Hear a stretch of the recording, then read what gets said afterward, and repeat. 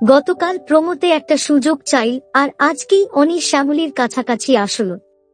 সত্যি বিষয়টা খুবই ইন্টারেস্টিং। কিন্তু এদিকে রোহিণী ও মন্দার এবং প্রিয়া ও প্রতিম ব্যাচেলার পার্টি করছে, তারা রোমান্সও করছে, ঠিক আছে, কিন্তু তা বলে ওদিকে শ্যামলী ও অনিকেও শুরু করতে হবে। ভাবভঙ্গি যা ইঙ্গিত দিচ্ছে, তার মানে তো এটাই দাঁড়াচ্ছে যে শ্যামলী হয়তো সহজেই ক্ষমা করে দেবে অনিকে। আর হ্যাঁ, এদিকে অপরাজিতার ওই ছবি কিন্তু কাজ করল না, তাই পরবর্তী প্ল্যানটা বানালো শ্যামলী। শ্যামলী ফোন করে মৌমিতাকে গিফটের লোভ দেখিয়ে একটা হোটেলে ডেকে পাঠায়। সো এবার তার মানে এইখানেই অহনার বিরুদ্ধে একটা না প্রমাণ পেয়েই যাবে আর কি। দেখুন কোন গোপনে মন ভেসেছে, সোম থেকে শনি রাত 8:30 শুধুমাত্র জি বাংলায়।